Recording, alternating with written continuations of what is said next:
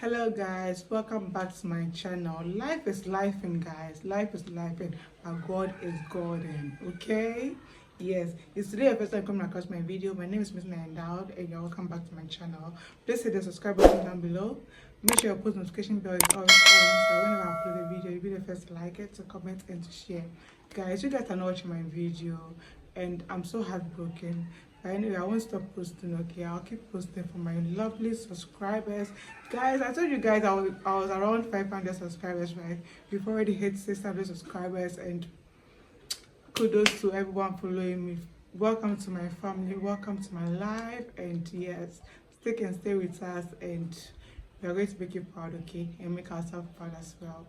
Yeah, so I said in my previous video, if you've not watched that video, please go back and watch it, okay? I said in my previous video that I'll be talking about the most worst relationship ever, okay, I've ever been in. Okay, as I'm growing, I won't be in a lot of relationship because I know that my final relationship will be my final, and that is like my next relationship is going to be my final relationship ever, okay, because why not? So I'm here to tell you guys the worst relationship I've ever had in my life. Okay, I've encountered like a few, and they are all okay, they are cool, but then I think we're not compatible, so we were not able to make it to this far. But then shout out to you guys. But my worst relationship ever, and I'll never and ever forget, because it involves my life, okay, and I'll never and ever forget it's my life. My next life, I come back on this earth again, I'll still remember, because it involves my life, guys. That very day, that very dawn, it happened at dawn. It was around 4 a.m. Yes, I watched the time. Before the let me start from how everything started, okay? I was having this boyfriend of mine. We were moving on, like it was cool, like with the relationship where we were okay, but then he kept threatening my life. Whenever there's a small misunderstanding of anything, he'll be like, I'll kill you, I'll kill you.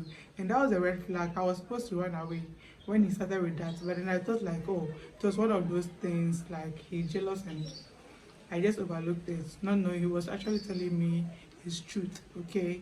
So what actually happened was we were not able to continue with the relationship anymore because the abuse was so much, okay? I was back on campus, and when I go to meet him anytime, I come back on campus with bruises all over my body, and I keep lying to my friends that, oh, I involve myself in a fight sometimes. They know I don't fight, so they'll be so surprised, like, fight?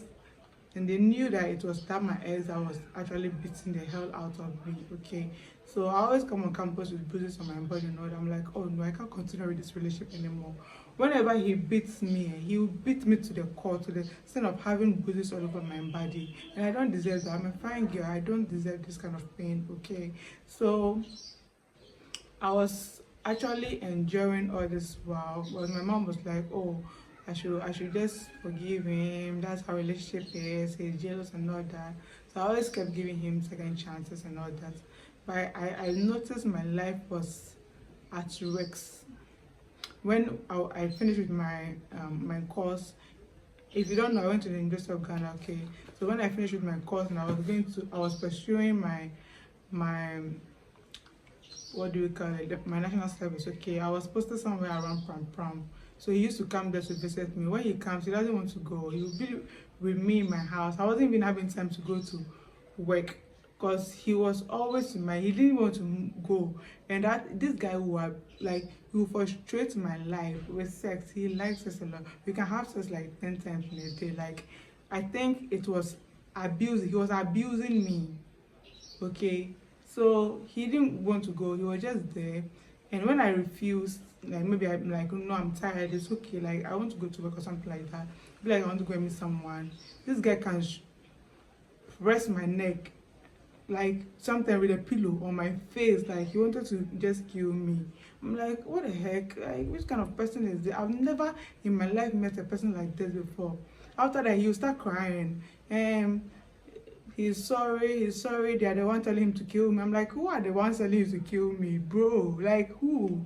I'm just here with you. I'm like, I couldn't understand what he was actually going through or what was happening. This fly. Guys, I'm recording outside, okay? So if you hear any distraction or anything like that, this fly that came here right now, I'm recording outside, okay? So this guy will be crying. I'm like, they told me to kill you. Like, who told you to kill me, bro? That one aside, that was when I saw the red flag and I was supposed to run away, but I still stuck with him, and I was like, oh, let me try and help this guy, whatever he's going through, so that he just overcome it.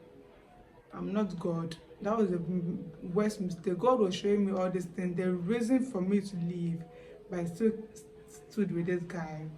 So it got to a time I couldn't just take it anymore because the abuse was too much, okay? So I broke up with him because I was done with my service and I've already moved from wherever I was, because when he knew where I was, so he was coming there. So when I moved back home to my daddy's place, he's so scared of my dad because he knows my dad is so straight, okay? So he wasn't able to come here. He has been here before, but when my dad wasn't here, so he can dare not come around my daddy's place. He knows my dad, when my dad catch him there, straight to jail. So he has, like, he is so scared of my dad, okay? So he wasn't coming around here. So that was when I had a chance to break up with him. So one day I was there and a friend told me about this Quail festival. It's around Easter, okay? So if you're not in Ghana, you won't really know about the Quail thing. So in Ghana, during Easter, we have the celebration like Quail festival, okay? So it's on the mountains. That's when you go out, like a group of friends goes, or you can just go by yourself. That there's no sleep, or you'll be walking up and down from one spot to another, drinking, having fun. There'll be programs and everything, entertainment all over, okay? I was so interested, so I went with my friends and I met him there. I was like, oh God, I met this guy here. I was so tense when I saw him because he's that kind of person, like he can just create a scene wherever he sees me, okay? But at that very moment, he was just maintaining his peace because I think he was with some friends, so he didn't want to just portray his bad character. Yes, you had a bad character. I'm talking to you. I know you see this video. So he didn't want to portray that character of his, so he was just cool and maintaining his teeth and all that. So the Koyo festival thing was over. I left the place with my friends. I went with my girlfriends, okay? I left the place and he texted me, oh, you're really looking nice at your girlfriend. I'm like, oh yeah, I know, thank you. Like, oh, can I see you? I'm like, no, you can't see me. And he's like, oh, we can just catch up and have some drink, or maybe, yeah, like nothing personal. And that was when the day I was actually coming from the Kwewu place. So I think he has already arrived in Accra already, okay? So when I was like, okay, no problem. Me, I wasn't really, even though he used to abuse me a lot, that very moment, I don't even know what got to my head. I agreed. I said, okay, cool. So he was like, so where can we meet then? I'm like, oh, I'm coming to my mom's place, because when I was leaving, my dad said I shouldn't go to the Kwewu festival. So me coming back from that place, it was really late. So coming straight to my daddy's place is going to be hell. Okay, yeah. So I had to pass by my mom's place. So I went to pass by my mom's place around of Kaneshi, okay? So I told him that, oh, I'll be going to my mom's place around of Kaneshi. This guy knows my mom's place, he knows my dad's place. My mom's place is at, as in my mommy's family house. My mom was there at that very moment, so I had to go and meet my mom there in the family house so that we can all come together to my daddy's place, okay? So I told my mom I was coming over. My mom was like, okay, she's around. So I had to leave the Kwewu place straight to my mom's place so that we can all move together to my dad's place. So when he was texting me, I'm like, oh, I'm coming to my mom's place, and he knew my mom's place. So I'm like, okay, then I'm meeting you there. I'm like, okay, cool. So this guy came to my mom's place. When he came, my mom really liked him because he is really funny and like he's a nice person sometimes, but whenever that thing or whatever triggered him, I don't know, he changed all of a sudden. He became a different human being altogether, and I don't really know what is actually going through, and I pray he gets better He knows I like banquet tilapia, and we have a spot we used to buy that banquet tilapia I love so much. So he was like, "Can we go and get banquet tilapia?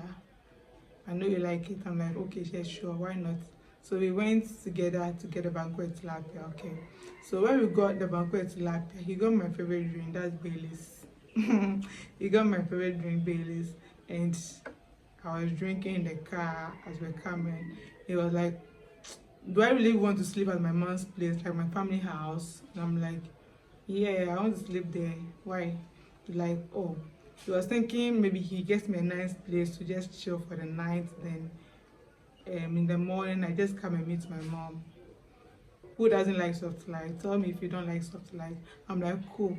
So he went to book a place. I was the one who told him where to book, because I wanted somewhere very close to my mom's place. So that when I wake up in the morning, I'll just come straight to my mom's place. So he went to book a place around the Dakoma side. I've forgotten the name of the hotel. We went to book the place. I think we went together, yeah, because we've already gotten the banquet tilapia.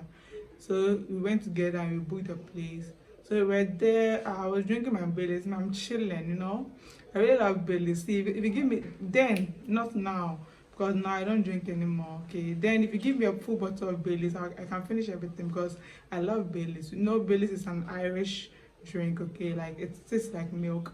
So if you are drinking it, you don't really feel any bitterness or nothing. It's so nice. So yeah, my friends used to call me now Baileys, because I really loved Baileys then. So I could finish a full bottle of Baileys. So that was then, because now I don't drink anymore. Yeah, for a while now I've not drunk any alcohol at all. So we got the Baileys and the Banco. We got to the hotel and I was there, I was chilling, drinking, and we were having a conversation. He was telling me how sorry he is for treating me, how he treated me, that he's sorry if I could accept him back. And I was contemplating, because this guy, he used to beat me, like beat the hell out of me. And he would come and apologize. Sometimes he even come to my family house to apologize when I'm there. He will come, he will not come with his family member. He will go, maybe when he meets an elderly, mature person, he can bring the person to, oh my God, he can bring the person to my house or my family house to apologize. The person, the way he would explain to you, or maybe wherever he meets, to see if you meet him, he's always in, you know, all those people that dress so gentle, and if you see them, you won't even think bad of them. Yes, he's that kind of person. He has no tattoos, he has no piercings, like he doesn't smoke, nothing. The only drink he takes is beer. Okay, so be scared of those people. Sometimes people see me with tattoo and piercings, and they're like, this girl will be a very bad person or something. Like, don't judge a book by its cover, because people who don't even dress as such, they are the wicked ones. So I read an article, and a pastor who looks so innocent shot her wife, bent her in the US. Like, I've dated a few of gentle guys, and they are even hell. They are hell than all those people with tattoos and piercings. So I know I might settle with someone like me, because someone who has piercings and tattoos like me, yeah, because why not? They are the coolest I guess so. Yeah, and I know God will give me my match very soon. So we got to the hotel. I've eaten my banquet tilapia, drank my Baileys. I was so tired, because you know, at the Kwewu festival thing too, you'll be drinking up and down, be walking from one place to another, so you'll be so tired and stressed. I don't know what happened. I slept off like a baby. Around 4. Like, I don't know what woke me up. I just woke up. I don't know what really woke me up, but I woke up to go and pee. When I went to the washroom, I saw that there's a broken beer bottle. And that night, I remember so well that he never bought beer. He hasn't drank the whole night when he came to pick me. He was just making me chill. I think he had a plan of whatever he wanted to do to me, so he didn't want to get drunk or anything like that. So he was actually making me drunk. And the way I slept off, I think maybe he dragged my brain, because the way I slept so deep, I don't know what really woke me up. At the time, I went to the washroom and I saw the broken beer bottle. on the floor. And I'm like, what happened? I asked him, what happened here? He's like, oh, he went outside to buy a drink. So what time did you go out? I didn't even hear you going out. He went to the receptionist to buy a drink, and the drink fell. That's how come it broke in the washroom. I'm like, okay. But when I finished peeing and I came to the place the bed is, I saw the broken side, as in he broke the bottle and he left, as in the mouth side. Okay, you know, as if some people want to fight and they broke bottle, how it looks like here. So they have that, he has that portion on the table, and he has taken the cover of the water closet. Okay, the cover of where the water used to enter. You know, if you have the water closet where the water used to enter, there's a heavy cover covering it, and he has taken that cover out of the water closet, and it's on the table right inside the room. So I got terrified a bit, but I didn't really ask him about why is the cover of the water closet here. But I asked him about the bottle. He's like, oh, it broke, so he just took the remaining and he just placed it there so that when I wake up I will not match it. So that was when I was supposed to shout or maybe try to go out or something like that. I went back to sleep. And sleeping, I don't know, it was meant to happen. I always say this, it was meant to happen, because when I went to sleep, I slept on my back as I was just sleeping like this. So as I was sleeping, I felt the stab. He stabbed my neck. If you check here, I've drawn a tattoo to cover it. He stabbed my neck here like 3 times. He stabbed here, my throat, this very side. He stabbed this place too. He stabbed here. I've drawn the tattoo to cover it. He stabbed here. He stabbed here. Like, he really stabbed me, and I'm still alive. I thank God so much. Okay, I thank God so much. I thank God so much. I was shouting and the receptionist came in there to force to open the door. When the receptionist opened the door, I ran out of the room naked. I always sleep naked. That night, we've already had sex, because he apologized to me and I accepted. Like, I'm like, okay, cool. I was drunk and high. So yeah, we had sex. Like, we had a lot of it. And he stabbed me. Guys, he stabbed me. I was screaming, baby, someone is hurting me, baby, someone is hurting me. To open my eyes to see that the baby I'm shouting for help from is the one actually stabbing me. I've gone over it. Okay, so when I'm talking about it now, I don't feel emotional anymore, because I really feel thankful to God for saving my life. Before, whenever I talk about it, I used to cry and all of that. Why would I cry? I'm alive now, and there's nobody. See, nobody can never do this to me ever again. By God's grace, my children to come, I'm going to protect them like eggs. Like, nobody, they're not going to go through whatever I went through. Okay, so I screamed, and the receptionist came and he forced to open the door, and I ran out of the room naked. I just ran to the corridor and I sat on the floor with blood oozing all over my body. In the room, if you see the blood in the room, it's crazy, all over my body. People were taking their phone, taking videos of me. Later, I think the police made people around delete the video, something like that. But I know maybe somebody might post it somewhere, I don't know. Because they were actually videoing me. A woman from nowhere got a blanket from one of the rooms to cover me up. I was naked, totally naked, with the blood all over my body. That cover of the closet I was talking about, he used that cover to hit the back of my head like 3 times. That thing broke into 2. Like, I don't know how, but that thing is very, very strong. I think it's God. It's God. I always tell myself that God really saved me. I'm a survivor, and there's nothing in this world that can ever break me again, because I've gone through hell. I've gone through it all. Okay, I've gone through it all, but then I don't go around making people feel bad about whatever I went through. I make sure that every man I meet, even after him, I treat them all good. I don't treat them bad because of what I've gone through. And I just thank God for this heart he has given me, because if it's someone, okay, whatever they have gone through, they might reflect that in their relationship to come back. I'm not like that. I'm always treating them nice, but I'm always not treated nice, and that's fine. So guys, I went to bring my hospital documents, okay, Kolebu Teaching Hospital, okay, yes. So this was an x-ray. This is my hand, okay. I never even thought that this hand of mine will be okay again. This hand broke. This hand broke like this, like this hand broke. And I told you he was like the cover of the water closet. He used that to hit the back of my head. At that very moment, I was seeing everything around like three because I was feeling dizzy. I fell and I used this hand of mine. I think I don't know why I didn't fall well. So this hand twisted. This is the x-ray.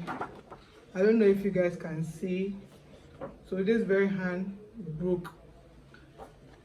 I never thought this hand could become straight ever again, but thank God I got my hand back, and you won't even notice if I didn't tell you. So I was rushed to Kolebu Teaching Hospital while they locked him in one of the rooms for the police to come for him. So when they were taking me to the hospital, they have to stop a taxi, okay. The cabman came, and the cabman was like, there's so much blood on my body and he can't carry me in his car. And yeah, if it were to be you, that's how you also feel, because yeah, early morning, it was around 5, and maybe that would be his first ride or something like that, and you're going to stay in his car. So they told me to go to the room and pour water on my body. Imagine this deep cut on imagine this deep cut on my body, this stab on my body. I have to pour water. I wasn't feeling the pain because I wanted to be alive. Like that very moment, I wasn't thinking about pain. All I wanted to be is to be alive. Okay, so I poured water on my body and I went to sit in a car. As we were going, they said we have to go and make police reports. I'm like, what are you guys saying? You guys take me to the hospital. I'm actually dying, okay? Because you know how it feels like maybe someone is having hiccups, right? I was doing yeah, like I don't know if it was I was actually dying, but that was how I was really feeling. If I talk, you can't hear me because there's space here. There's stab, there's hole here. So when I'm speaking, it's like I'm speaking like just air is coming out. You can't really hear what I'm saying. How can I go and write a police report with this? So they were like, it's very important because without a police report, we can't go to the hospital. I'm like, how? I'm like, okay, fine. So we went to a nearby police station. Well, they have to come and carry him from the hotel. So we have to make the police report first so the police can come for him before maybe he does something bad to himself in the hotel, okay? So when we went, I was like, I can't speak because if I'm speaking, they can't hear me. They keep asking me, what are you saying? What are you saying? Like, they can't hear me. I'm like, give me a pen and a paper. Let me write whatever happened. So I took a pen and a paper. That very moment, I was just writing. I wrote a whole lot, like what actually really happened, because I was sleeping and I don't know what really got to him and he did that to me. So I wrote everything, how everything started and everything on the paper. So from there, I sat back in the car and they rushed me straight to the Kolebu Teaching Hospital. When we were going on the road, there's traffic, guys.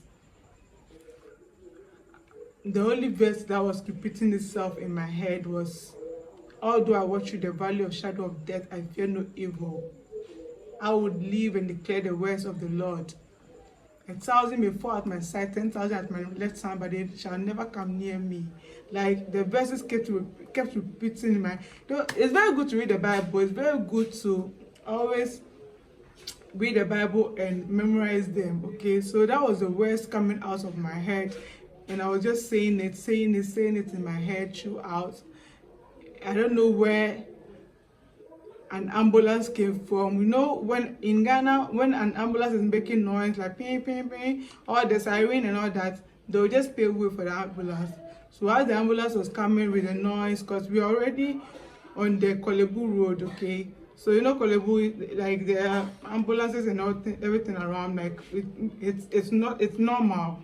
But I think it's not normal at that very moment because it was so early in the morning, and I think it's God. I think it's God. But the ambulance from nowhere was just making noise with the siren, and they kept paving way for the ambulance to pass, and my taxi man followed the ambulance, and we made it through, and we got to Olubusi Hospital. When we got there as well, there was this nurse.